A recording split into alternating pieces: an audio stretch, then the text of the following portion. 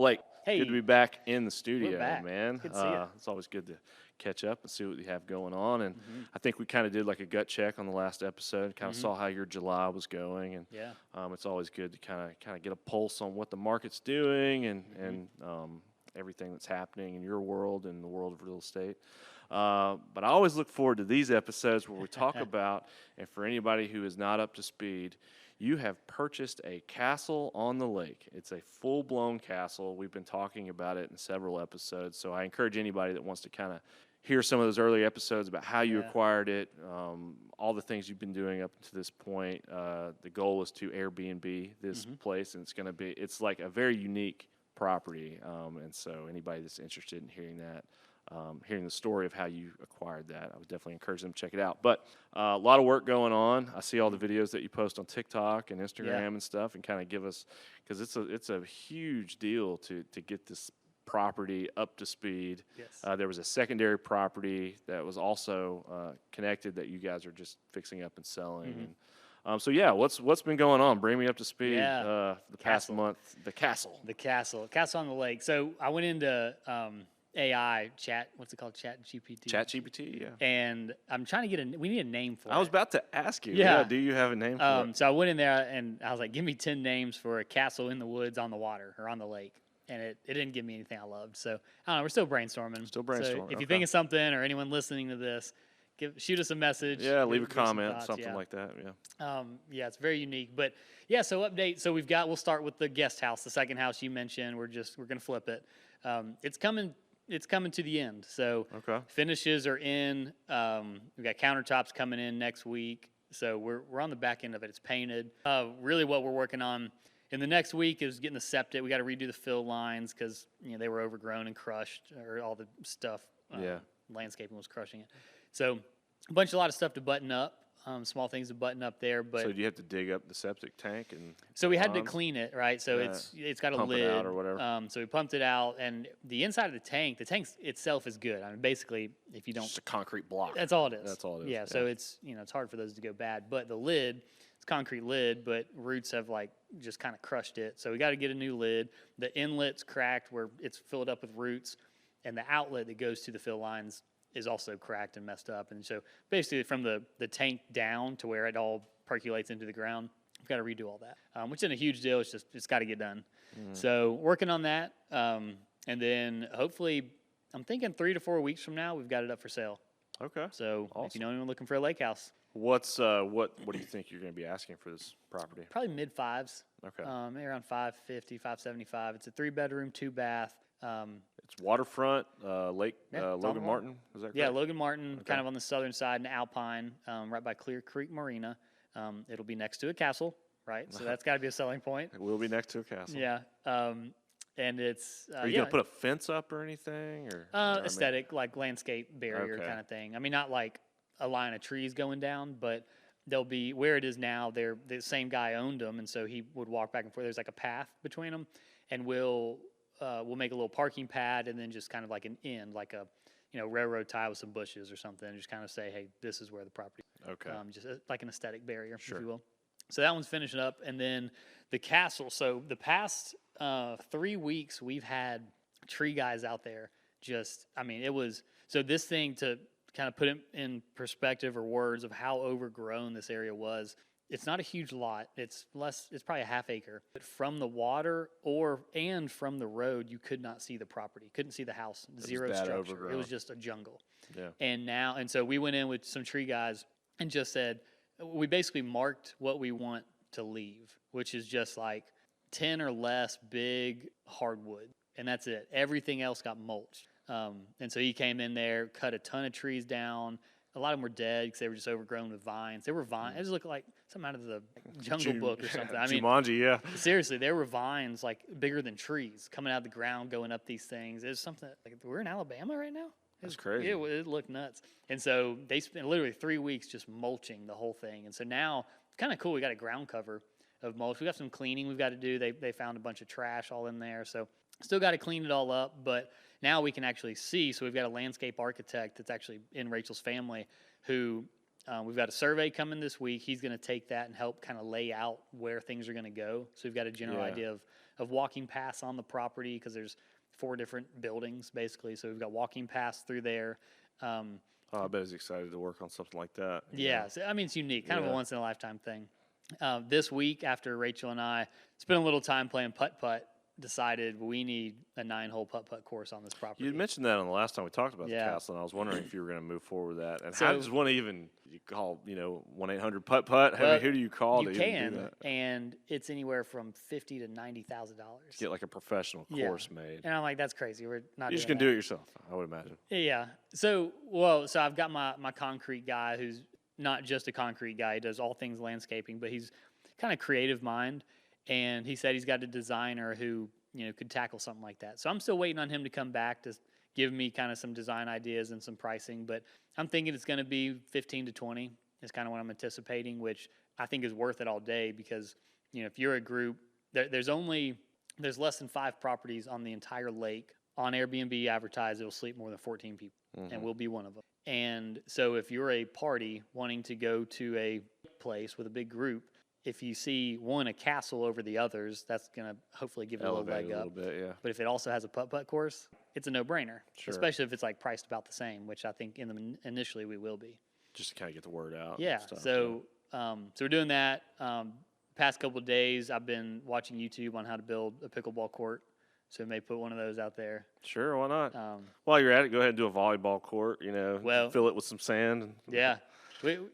It's just there's so much space. So we're getting it resurveyed to where we're going to grab a lot of the property because both of them are just similar, identical rectangles that go from road to water. And so, but the guest house that we're going to sell, it's just the top side of it. The house is close to the water. So the top 2/3 of the property is just, and it's really unusable for that house. And so we're going to grab a lot of that and keep it with the castle. And so we've got a ton of room to do kind of any If you amenity own we both want. properties, how hard is it to do that, to resurvey the land? It's not a big deal. Just draw the It'll lines? cost a couple $1,000, and it's just time with the county. Okay.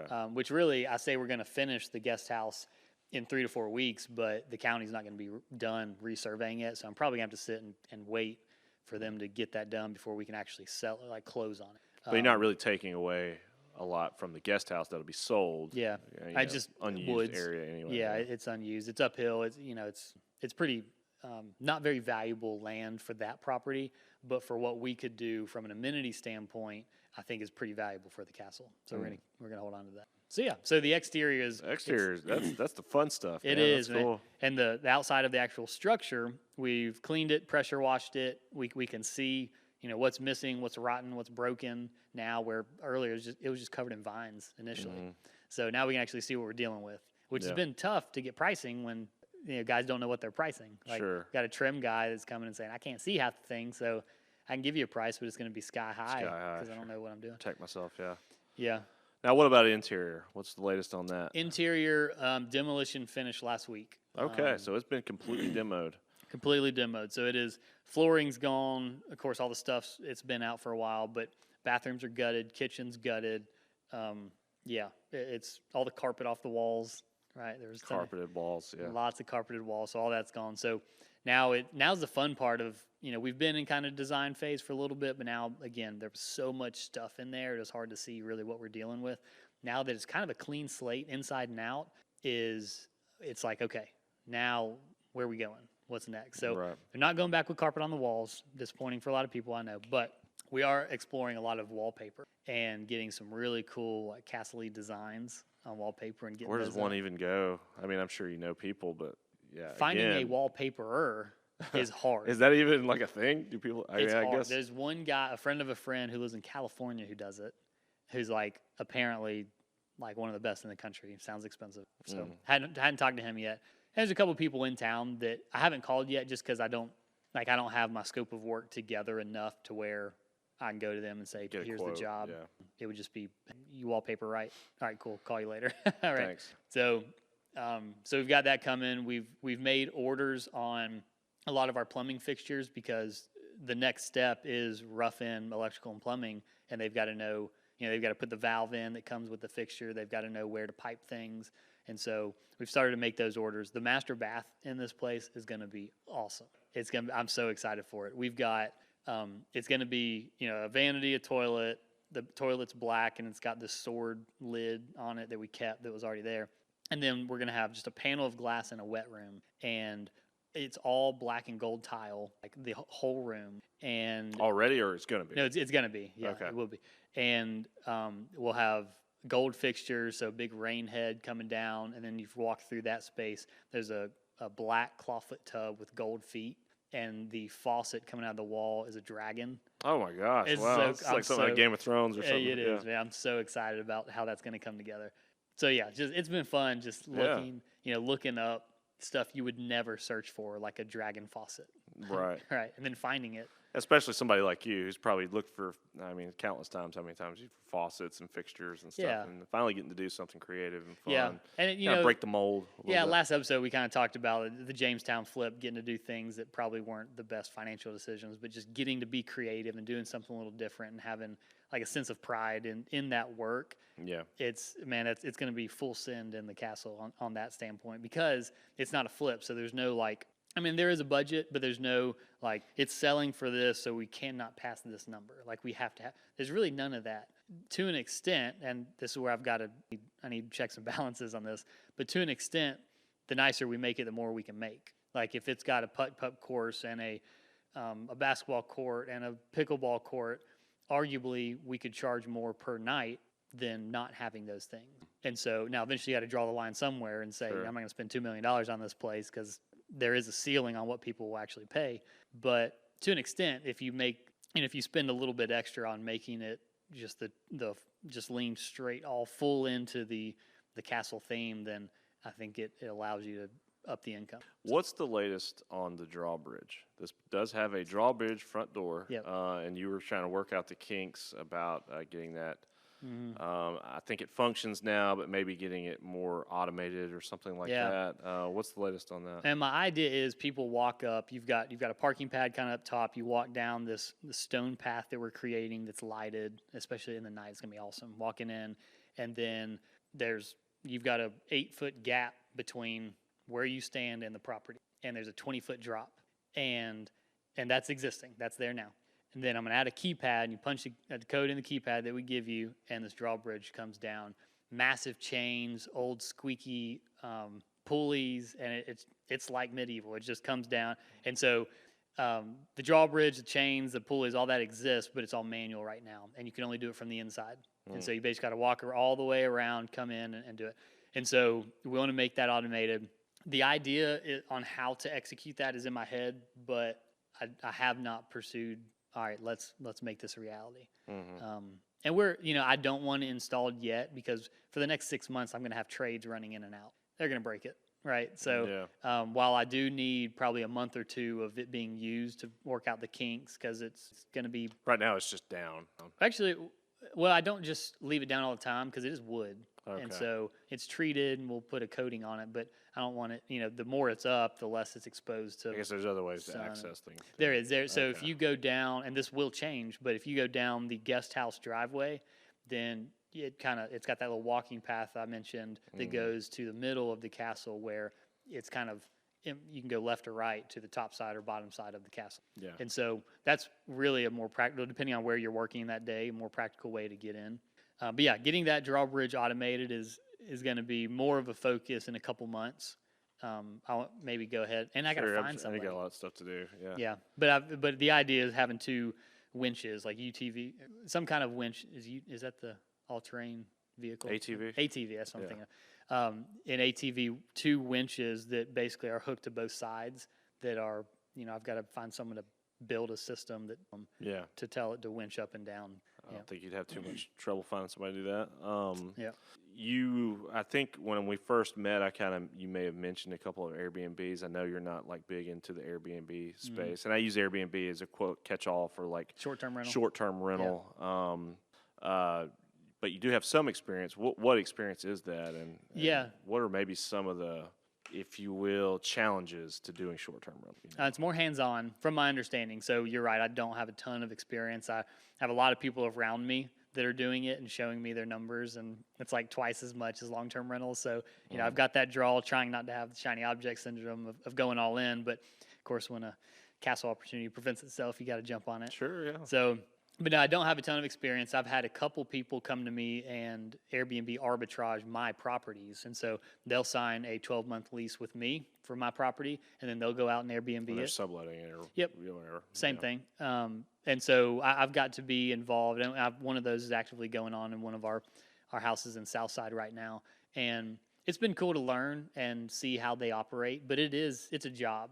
You know, I kind of look at it as like flipping a house. Like if you're not actively staying on top of it, then it's less passive than the long-term stuff. But with that comes the potential for more return. And so venturing into this castle is going to be our full introduction. And my goal is, obviously I know it's not going to be set it and leave it, but try to automate a lot of the systems in it just so it's not a full-time job for me because I don't have time for it. Yeah, I was about to say, man. Yeah, I can imagine just getting somebody in there to clean it for the next crew of people that's coming is a major challenge. I mean, it's a big property. And that's part of my learning time now is, you know, there are so many systems and apps and companies that are focused around automation for owners of Airbnbs. And so, and automating the cleaning and the scheduling and all that kind of stuff. Yeah, sure. So learning which one I want to use, there's a couple big ones out there that I'm looking at. And I think we'll end up pulling the trigger on one of them. But kind of like finding the right tenants for your property, you got to find the right cleaner that fits, that's going to do a good job that you can rely on. And I guess the money has to make sense to you versus, you know, paying like all this. I don't know what the cost is going to be to get somebody to clean a castle, but I'm sure it's not going to be cheap. Yeah, because it's big. And it'll be, like I was thinking about this week, it's like, well, we'll have turf on if we do a putt-putt course, and like it's kind of in the woods.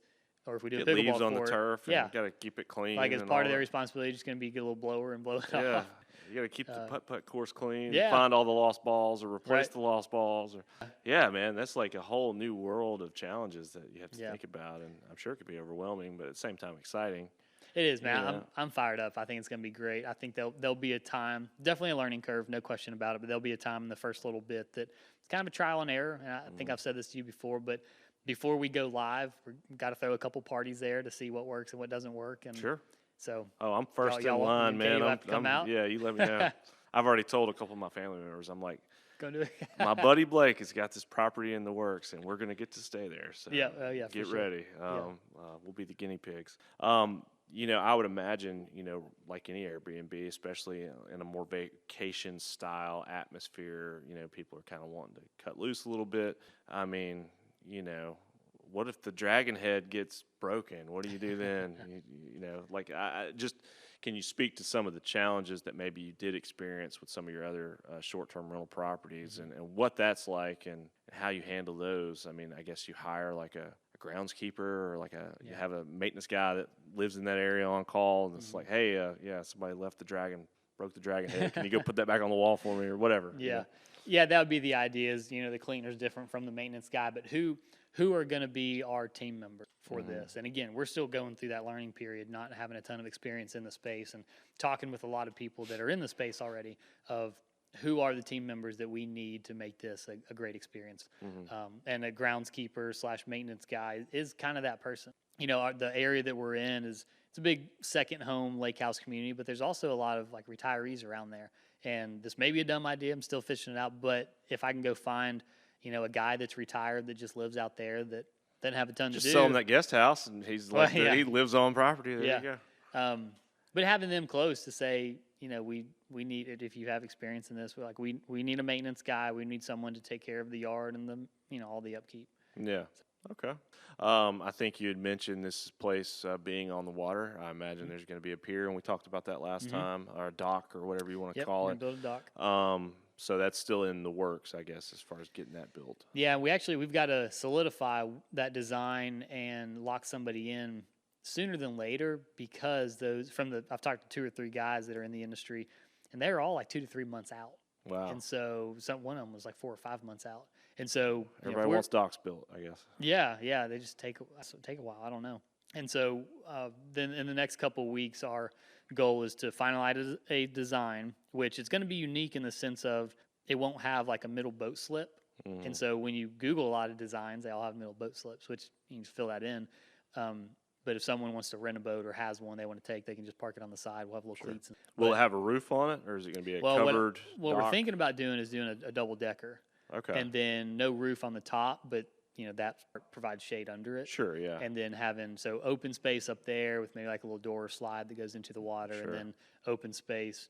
So it's not a full size double decker, but only partial is double, and then you've got some open space on the bottom as well that's open to the sky. That's kind of what's in my head right now. Sure. We'll see where pricing comes back, and we'll see where Rachel's ideas come back to as well. Yeah, I would be curious what, with drawbridges and double decker docks and water and all the things. I mean, like, to what degree do you have to make sure that these are safe and that, somebody doesn't, walking down the dark path at night, fall off in the moat? You know what I mean? Like, No, I'm sure that poses some challenges for sure. It does. And that's a very, very real conversation we've had around, and I've done a little bit of due diligence. Again, we've still got to do some homework on this. But the castle it'll never be to current code, just period. Okay. We'd have to rebuild like the whole thing. And so how are you getting around that? Well, two things. One, Talladega County, there are no permits. Okay. There's no bill. So that helps. Kind of do what you want. So if this castle was in Bluff Park, you'd have a little bit more of a challenge, getting that drawbridge. Yeah, I wouldn't do it. Yeah. Probably. So that helps because I guess technically there is no code.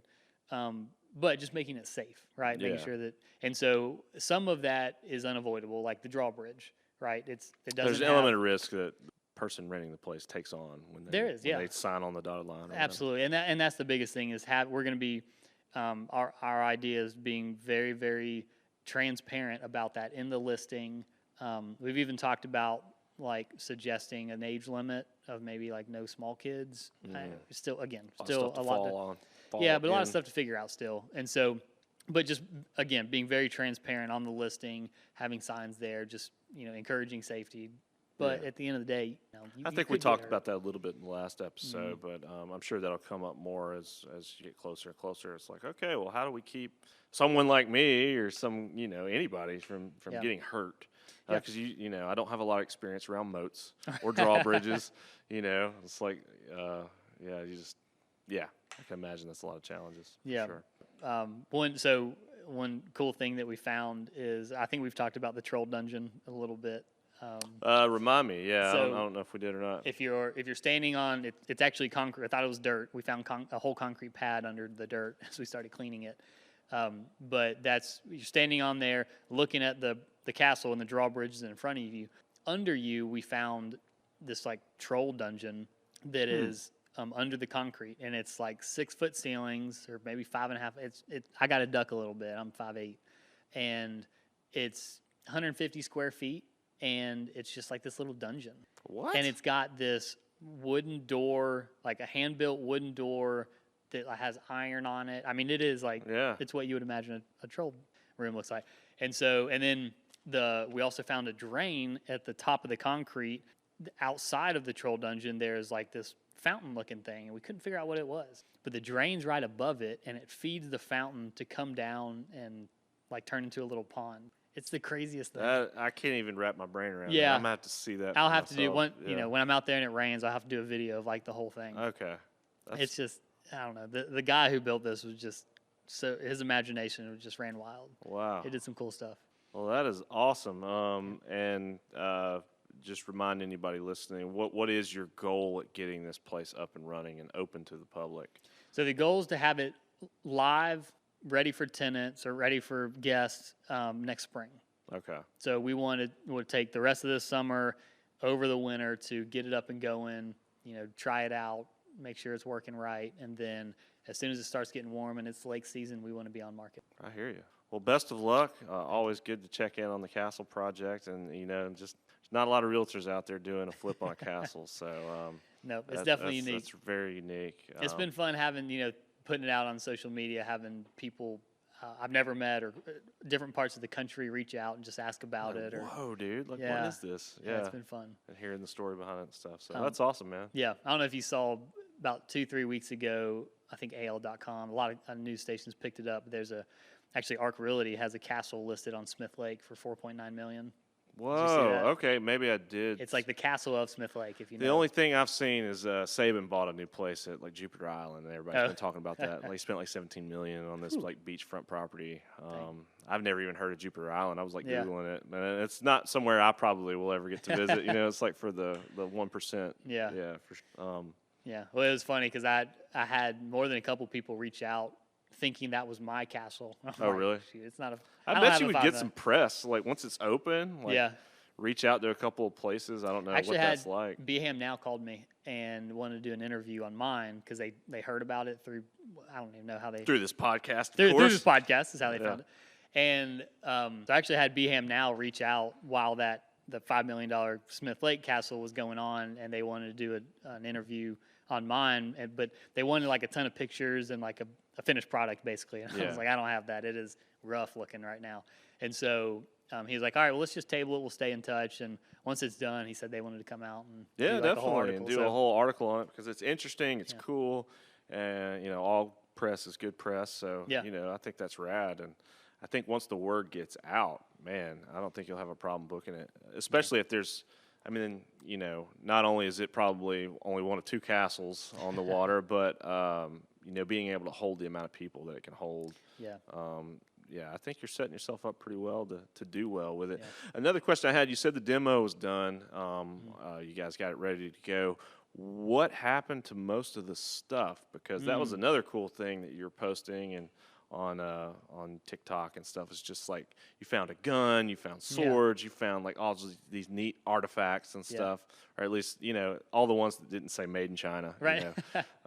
Or covered in mold. I'm sure. Like what happened to a lot of that stuff that didn't get thrown away? Yeah. So anything that was porous or fibrous that just was too far gone. I guess a lot of stuff would get thrown away. It was like, how many dumpsters did you guys fill? We're on number 15. 15. 40-yard dumpsters. Wow. That's like a lot of junk. Oh, my gosh, so much. I mean, we've got $700 a dumpster. I mean, that's, Hopefully there wasn't a satchel of money, in there somewhere. Yeah. Well, that's why I spent, personally, so much time out there in the beginning is kind of staying one room ahead of the guys. Of, just to make sure there wasn't something super valuable. And I did find a sack of money. It was a sack of nickels.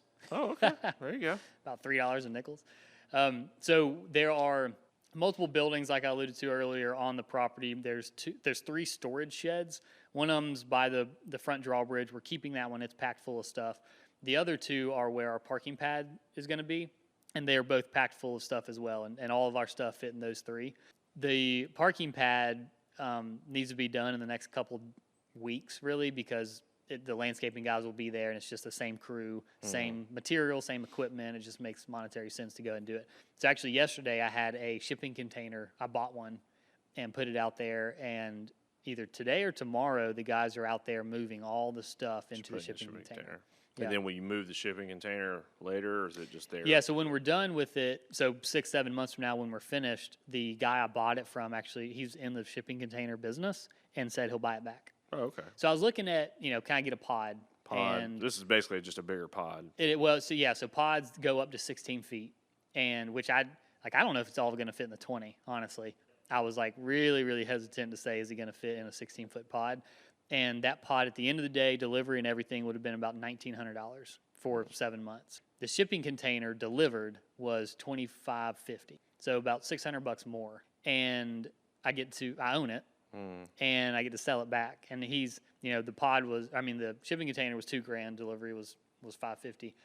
And so even if he only gives me $1,000 back when I sell it back, like, I'm still in the positive. Oh, sure. Yeah. And so it just made sense to buy it. And we were at dinner with someone this week, and he actually helped me get in contact with the shipping container guy. And he was like, man, don't sell it. Like, build it out, put it down by the water, and just rent it out as a bedroom. I was like, well, I guess I could. Yeah. Possibilities are endless. Put a little window unit in it and just cut a big glass window that faces the water. That's all the rage, man. They're super inefficient, but with the foam, right work, you have spray foam and all that. Yeah. You can make it livable. I've seen people that do it. It's not a hard no, but it's only a 20-foot shipping container. Just add that to the list. Things to do. Right. Yeah. Well, the guy, he wanted to sell me a 40. And I was like, that's way too big. And well, cool, man. Well, that's rad. And I look forward to the next conversation and the next month of stuff that you guys do. I'm sure you'll have plenty of ammo as far as stuff to talk about. So I mentioned it once, but anybody listening that's interested in this very unique project that Blake's doing, follow him on social media or look out for that BHAM Now article that'll come out maybe before they go live official. But really cool, man. Yeah. So Always good to talk to you. always good to catch up, man. Take it easy. See ya.